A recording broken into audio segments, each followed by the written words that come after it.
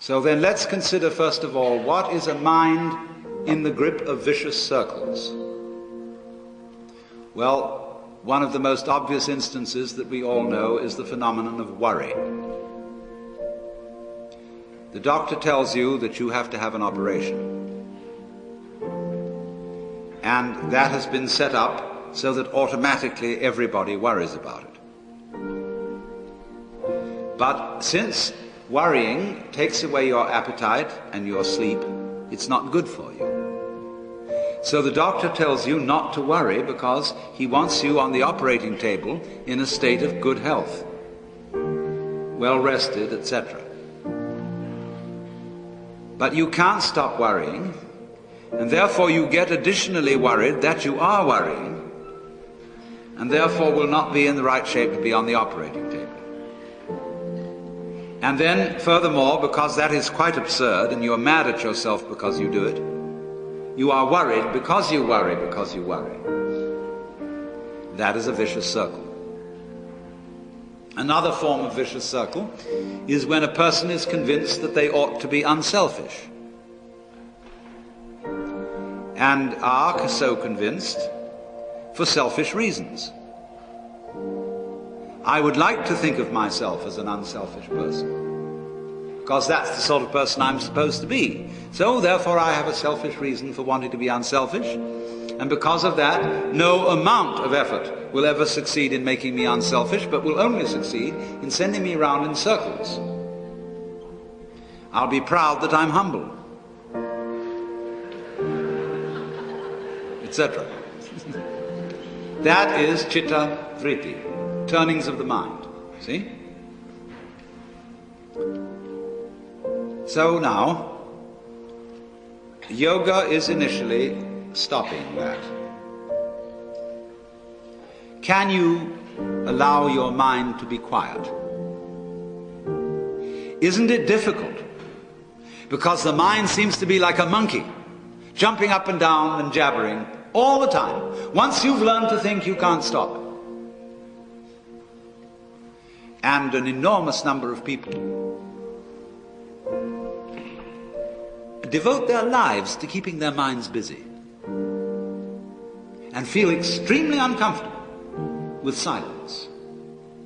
When you're alone, say in a doctor's waiting room, which may be very uninteresting, nobody's saying anything, there's nothing to do, there's this worry, this lack of distraction. I'm left alone with myself, and I want to get away from myself. I'm always wanting to get away from myself. That's why I go to the movies, that's why I read mystery stories, that's why I go after to girls or anything that you do, or get drunk or whatever. I don't want to be with myself. I feel queer. I feel like, you know how it is when you run your fingernails up a blackboard on a cold day? Creepy. So, well, why do you want to run away from yourself? What's so bad about it? Why do you want to forget this? Why do you want to become absorbed? Because you are addicted to thoughts. This is a drug, a real dangerous one. Compulsive thinking, going on and on and on and on and on all the time. It's a habit. As you keep telling yourself where you are, who you are, what's going on, how good it is, how bad it is. Reading the newspaper of your mind. You know a lot of people, they get hold of a newspaper, and the newspaper reads them, they don't read it. Newspaper is designed to read you.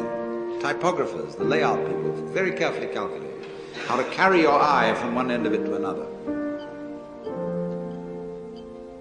So there's a difficulty about stopping that activity. And you really have to stop it if you want to be sane. Because if I talk all the time, I don't hear what anyone else has to say. And then I'll end up in the situation of having nothing to talk about but my own talking. Or so in exactly the same way, if I think all the time, I won't have anything to think about except thoughts. And that's the academic fallacy. See, when you add books to the library, a great many of the books that are added to the library are books about books. They're not necessarily books about life. Some of them are. But most of the books, especially PhD dissertations, are books about books about books about books. And that doesn't really get us very far. So in order to have something to think about, there are times when you simply must stop thinking. You can learn later on in yoga how to be in the state of samadhi and think at the same time. But first of all, you have to learn how to stop thinking. Well, how do you do that? The first rule is don't try to. Because if you do, you will be like someone trying to make rough water smooth with a flat iron. And all that will do will stir it up. So in the same way as a muddy, turbulent pool quiets itself when left alone, you have to know how to leave your mind alone.